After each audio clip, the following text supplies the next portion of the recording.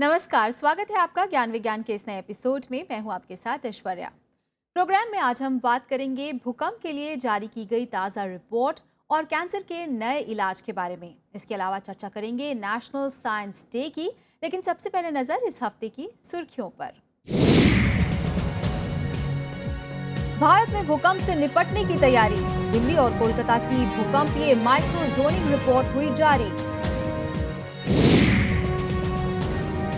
Cancer के लिए वैज्ञानिकों ने विकसित की नई टेक्नोलॉजी, जीन एडिटिंग द्वारा इलाज हुआ संभव। दूध में मिलावट की चंद सेकंड्स में होगी पहचान, वैज्ञानिकों ने तैयार की नई तकनीक। शिशुओं की देखभाल के लिए नई ऐप, टीकाकरण और स्वास्थ्य से जुड़ी जानकारियों पर रखी जा सकेगी नजर। और नेशनल साइंस डे के अवसर पर याद करेंगे प्रोफेसर सीवी रमन को और जानेंगे कैसे हुई रमन इफेक्ट की खोज। और अब खबरें विस्तार से। पिछले कुछ सालों में पड़ोसी देशों में आए भूकंपों ने भारत को भी कई बार हिला कर रख दिया। ऐसे में भूकंप से होने वाले नुकसान से बचने के लिए भारत का माइक्रोजोनेशन किया गया है। इसी कड़ी में हाल ही में दिल्ली और कोलकाता की माइक्रोजोनेशन रिपोर्ट जारी की गई है। इस रिपोर्ट में दिल्ली और कोलकाता के उन क्षेत्रों के बारे में बताया गया है जहां पर भूकंप से होने वाले खतरों के ज्यादा आसार हैं।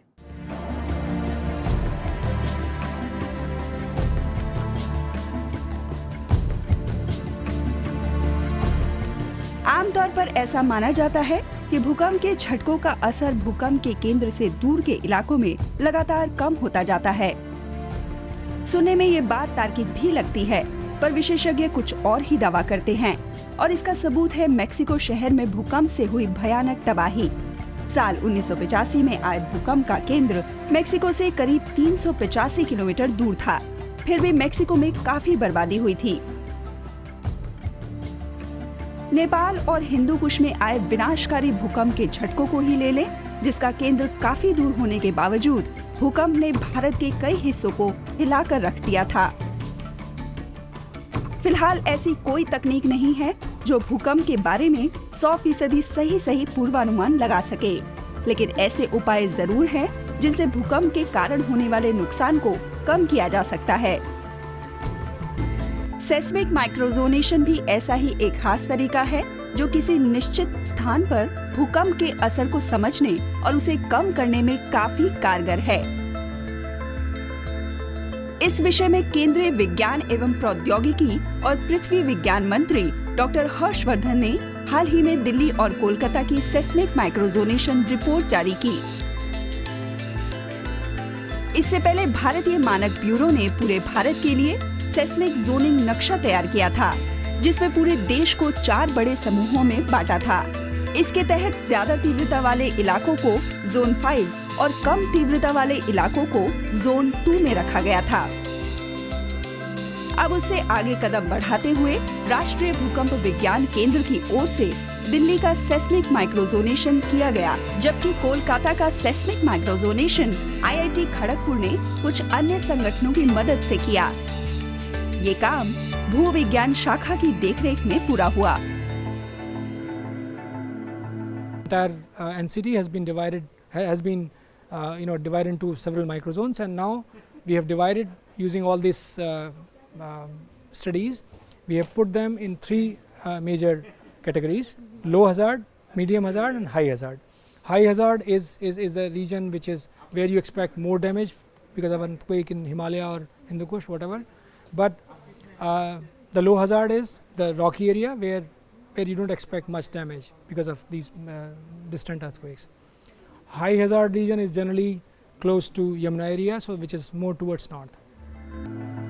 मैक्रो सेस्मिक माइक्रोजोनिंग नक्शे में राष्ट्रीय राजधानी दिल्ली को सेस्मिक जोन 4 में रखा गया है, जबकि कोलकाता को सेस्मिक जोन 3 और जोन 4 की सीमा पर दिखाया गया है। Once you have a new seismic coefficient, you have to decide what kind of building material you will be using and what kind of building you can. Suppose you have a predominant frequency of 1 Hz, then you can go up to 10-story building. If the predominant frequency is 0.1, then you can go to 100-story building. But they are having skyscrapers, they are having, you have seen in the newspapers and all, and we have all sorts of fashionable buildings coming up, atmosphere, cloud, this, that. And all of them have got the structures which cannot be sustained by the Kolkata soil. So therefore it is very hazardous, we have to be very careful. ये report भूकंप के खतरे का और सटीक आकलन करने में बेहद मददगार साबित होगी। साथ ही इससे भूकंप रोधी ढांचे का विकास, भूमि का सही उपयोग और सुरक्षित इमारतें बनाने में भी मदद मिलेगी, जिससे जान माल के नुकसान को काफी कम किया जा सकता है।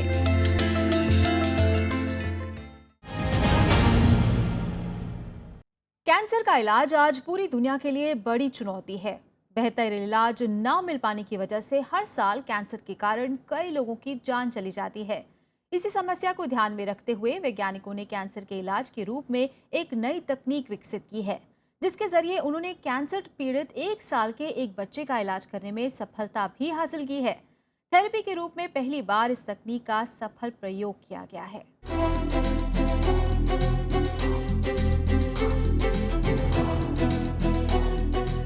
पूरी दुनिया में कैंसर की बीमारी खतरनाक तरीके से बढ़ती जा रही है। हर साल कैंसर के 1,40,00,000 नए मामले सामने आ रहे हैं और करीब 82 लाख लोग हर साल इसकी वजह से मौत की भेंट चढ़ते जा रहे हैं। फिलहाल कैंसर के इलाज के लिए कीमोथेरेपी और रेडियोथेरेपी जैसे उपचारों का इस्तेमाल किया जाता है, लेकिन दुनिया भर के शोधकर्ता इसका ऐसा बेहतर और प्रभावी इलाज ढूंढने में लगे हैं जिसका कम से कम साइड इफेक्ट हो। इस दिशा में उम्मीद की एक किरण लाई है नई इम्यूनोथेरेपी तकनीक, जिसे अलग अलग दलों ने मिलकर विकसित किया है।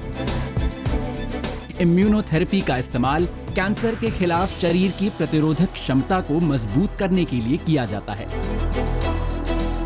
लंदन के ग्रेट आर्मोंड स्ट्रीट अस्पताल के डॉक्टरों ने इम्यूनोथेरेपी के जरिए 1 साल के बच्चे का सफल इलाज किया, जो लाइलाज ल्यूकीमिया यानी कि श्वेत रक्त कोशिकाओं के कर्क रोग से पीड़ित था। इस बच्चे को बचाने के लिए पहली बार विशेष रूप से डिजाइन की गई प्रतिरोधक कोशिकाओं का इस्तेमाल किया गया। ये सेल थेरेपी जीन एडिटिंग पर आधारित है और इसके तहत स्वस्थ टी इम्यून कोशिकाओं का प्रयोग किया गया। इस जीन एडिटिंग तकनीक को टैलिन कहा जाता है। टैलिन एक मॉलिक्यूलर कैंची की तरह काम करता है, जिसे खराब जीन्स को काटकर वहां विशेष किस्म के जीन्स को डाला जाता है ताकि टी कोशिकाओं की मरम्मत की जा सके।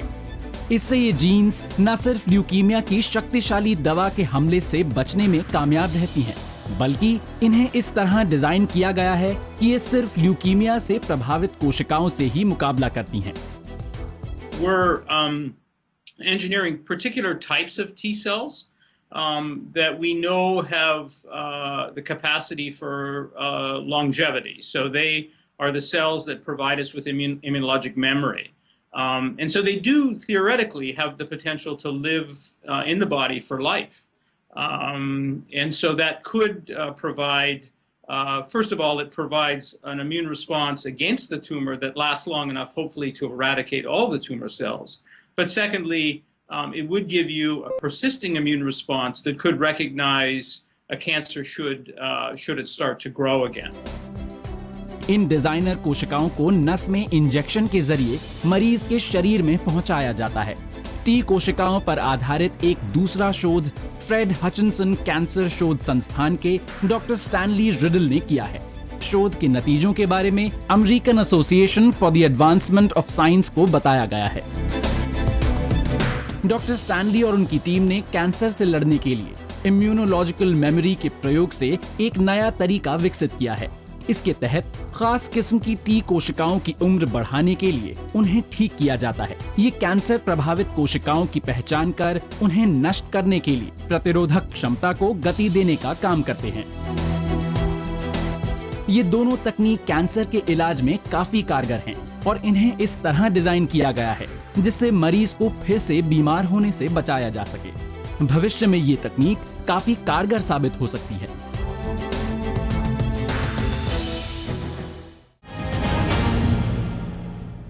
यूं तो दूध सभी पौष्टिक तत्वों से भरपूर होता है, लेकिन मिलावट की वजह से इसकी सभी पौष्टिकता नष्ट हो जाती है और हमें इसका पता भी नहीं चल पाता। वहीं इस मिलावट का हमारे स्वास्थ्य पर भी बुरा असर पड़ता है। लेकिन अब ऐसी तकनीक विकसित कर ली गई है जिससे दूध में हो रही किसी भी मिलावट को चंद सेकंड्स में जाना जा सकता है। इस तकनीक को विकसित किया है CSIR सीरी ने, जिसने हाल ही में इसका ट्रायल किया।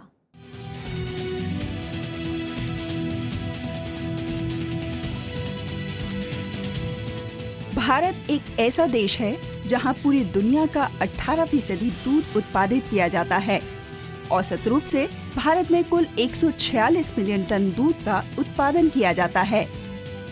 लेकिन हैरानी की बात यह है कि इसका 60% दूध मिलावटी है। ये मिलावट आमतौर पर दूध के वितरण के दौरान की जाती है।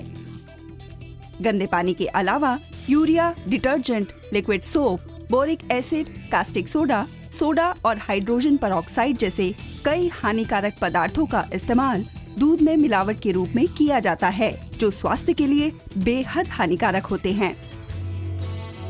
दूध में हो रहे इस मिलावट की पहचान करने के लिए CSIR के central electronic engineering research institute Pilani द्वारा क्षीर स्कैनर नाम का एक उपकरण तैयार किया गया है, जिसका हाल ही में विज्ञान एवं प्रौद्योगिकी एवं भूविज्ञान मंत्री डॉक्टर हर्षवर्धन की मौजूदगी में डेमो दिया गया।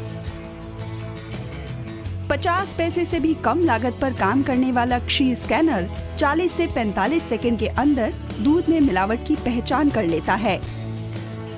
खास बात यह है कि ये दूध के सैंपल में यूरिया और सोडा के 1 ग्राम प्रति लीटर, डिटर्जेंट और सॉल्ट के 2 ग्राम प्रति लीटर और सोप की 1% मिलावट को भी पहचान लेगा।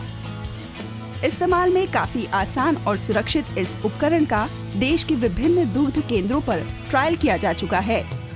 इस सिस्टम से मिल्क के कलेक्शन सेंटर्स पे यदि आपने मिल्क मॉनिटर किया तो जो मिल्क कंटामिनेटेड मिल्क जो आगे बल्क मिल्क कूलर्स और डेयरी में जाता है उसको आप वहीं रोक सकते हैं। इस सिस्टम का एप्लीकेशन ये है। ये टेक्नोलॉजी इलेक्ट्रोकेमिकल डिटेक्शन बेसिस पे आधारित है।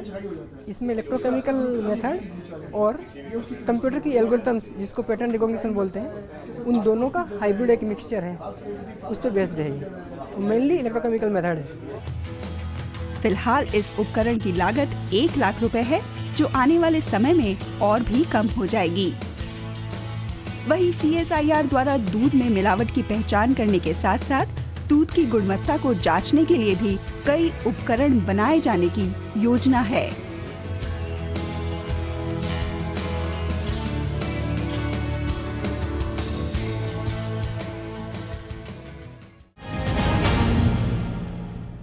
शिशुओं की देखभाल से जुड़ी कई ऐसी चीजें होती हैं जिन्हें याद रखना बेहद जरूरी होता है। फिर चाहे वो टीकाकरण हो या फिर स्वास्थ्य से जुड़ी जानकारी, इन सभी को अक्सर हम लिखकर याद रखते हैं। लेकिन अब आप अपने शिशु की देखभाल अपने मोबाइल फोन के जरिए भी कर सकते हैं। जी हाँ, शिशुओं की देखभाल को ध्यान में रखते हुए एक ऐसी ऐप लॉन्च की गई है जिसके द्वारा आप अपने बच्चों के स्वास्थ्य की पूरी जानकारी रख सकते हैं।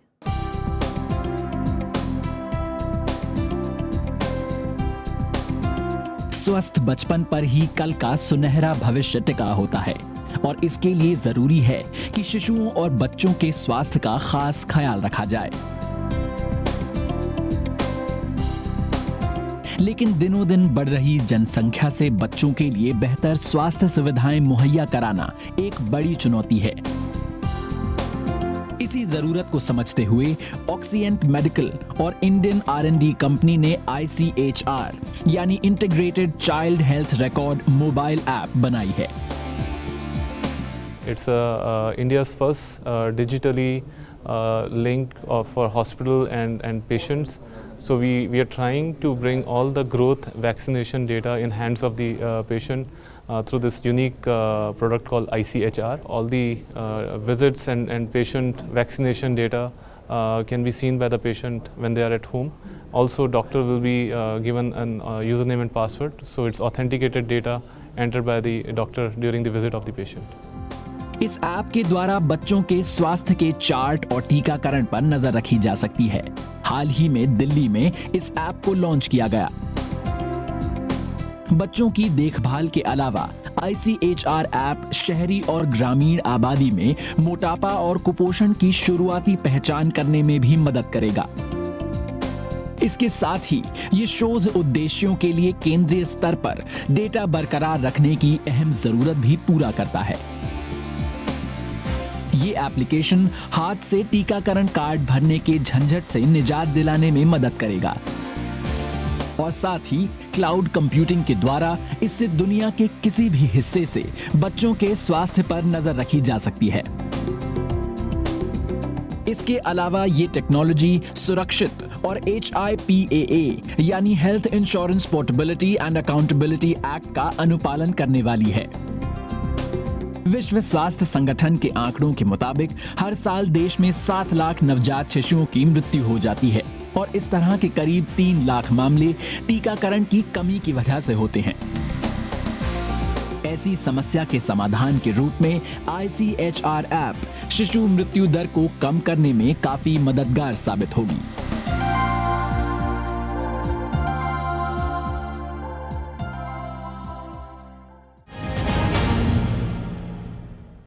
और यहाँ रुकते हैं एक छोटे से ब्रेक के लिए। जल्द लौटेंगे वापस विज्ञान की कुछ और दिलचस्प खबरों के साथ। देखते रहिए ज्ञान विज्ञान।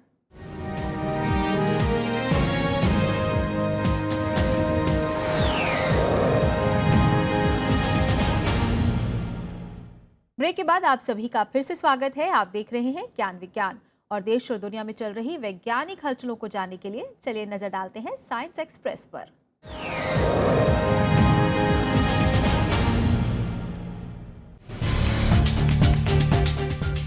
भाभा एटॉमिक रिसर्च सेंटर को नया नेतृत्व मिल गया है। श्री KN व्यास ने बार के नए निदेशक का पदभार संभाला है। श्री KN व्यास एक जाने माने वैज्ञानिक और रिएक्टर प्रोजेक्ट्स ग्रुप के एसोसिएट निदेशक भी हैं। KN व्यास बार ट्रेनिंग स्कूल के 22वें बैच के स्नातक हैं। व्यास को परमाणु रिएक्टर ईंधन के डिजाइन और विश्लेषण का गहरा अनुभव हासिल है। जीका वायरस के इलाज की दिशा में एक बड़ा कदम उठाया गया है। चीन के इंस्टीट्यूट ऑफ माइक्रोबायोलॉजी और एपिडेमियोलॉजी के शोधकर्ताओं ने academy of military medical sciences की देखरेख में जीका वायरस का पूरा जीनोम सीक्वेंस तैयार कर लिया है। इसके तहत जीका वायरस से संक्रमित मरीज के यूरिन के नमूने से वायरस को अलग किया गया।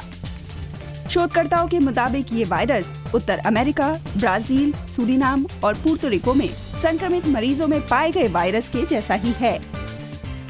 इस खोज से जीका वायरस के इलाज में काफी मदद मिलने की उम्मीद है।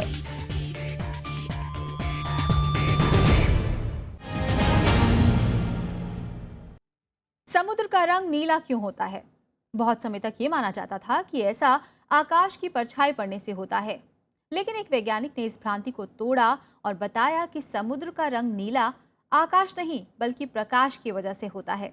जी हाँ, हम बात कर रहे हैं महान प्रोफेसर CV रमन की, जिन्होंने 1928 में रमन इफेक्ट की खोज की।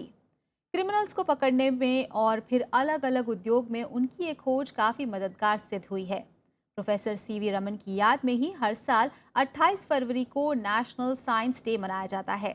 इसी कड़ी में अपने सेगमेंट खोज खबर में आज हम प्रोफेसर CV रमन को याद करते हुए चर्चा करेंगे रमन इफेक्ट की और जानेंगे कैसे हुई इस इफेक्ट की खोज।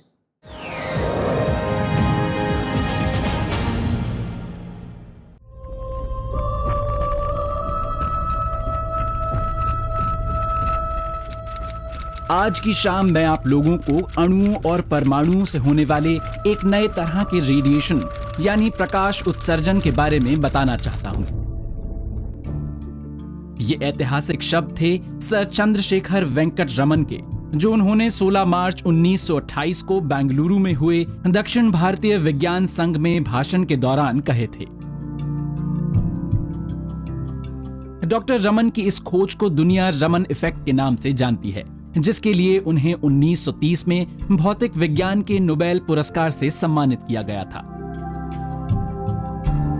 ये प्रतिष्ठित सम्मान पाने वाले वे एशिया और भारत के पहले वैज्ञानिक थे। प्राचीन काल से अब तक न जाने कितने ही लोगों ने नीले समंदर को देखा होगा, पर इस सरल घटना के पीछे के प्राकृतिक नियम को समझा CV रमन की प्रतिभा ने। सवाल पूछने की जिज्ञासा और उसका जवाब ढूंढने का दृढ़ संकल्प ही सीवी रमन जैसे वैज्ञानिकों को आम आदमी से अलग करता है। The light scattering experiments which he did actually arose from his love for nature, no doubt about it. But I would also like to point out that his early research in the Presidency College in the area of light, optics, has also contributed to his interest in light. And I would like to say that he is also a great admirer of Lord Rayleigh, who was an outstanding scientist of his time and who had himself had so much of love for nature.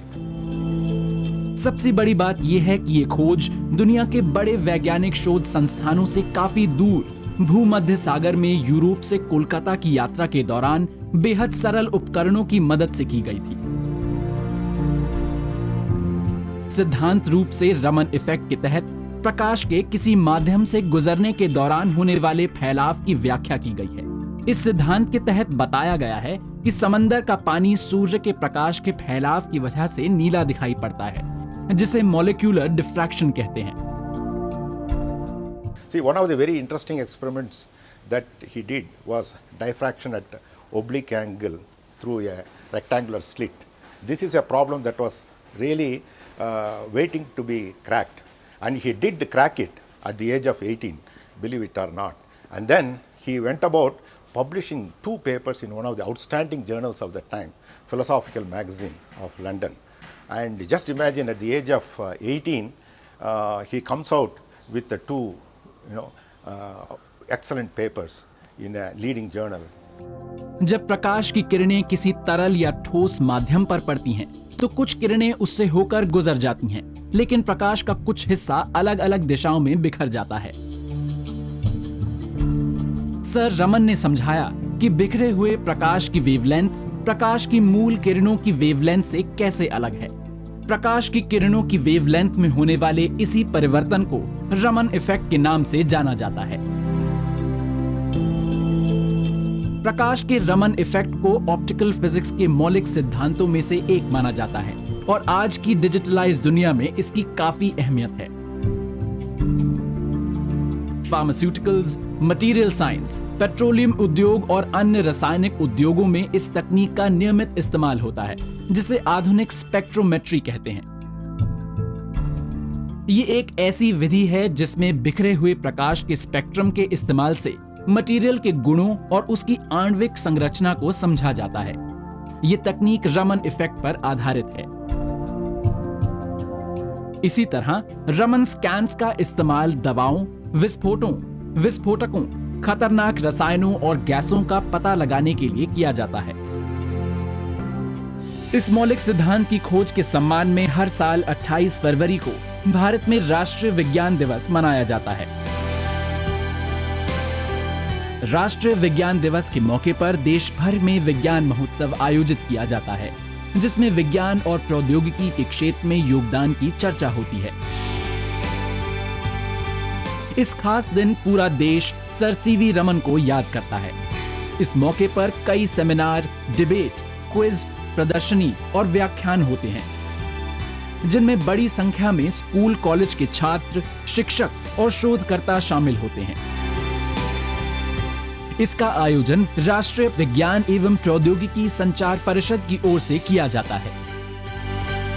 इस साल आयोजन का विषय था make in India, science and technology driven innovation.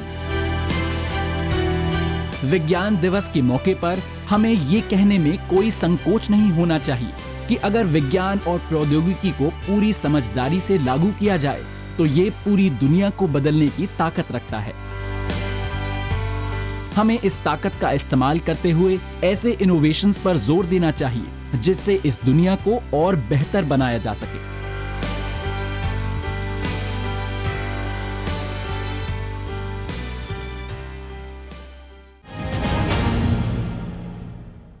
तो आज का ये एपिसोड आपको कैसा लगा, आप हमें ज़रूर बताएं। आप अपने सुझाव हमें ईमेल के जरिए भेज सकते हैं। हमारा ईमेल एड्रेस है news@vigyanprasar.gov.in। आप अपनी राय हमें डाक के जरिए भी भेज सकते हैं। हमारा पता है विज्ञान प्रसार C24 कुतुब इंस्टीट्यूशनल एरिया, नई दिल्ली 110016। तो आज के लिए बस इतना ही। विज्ञान और तकनीक की ताज़ा हलचलों के साथ अगले हफ्ते एक बार फिर होंगे हाजिर, इसी वक्त इसी चैनल पर। देखते रहिए राज्यसभा टीवी। नमस्कार।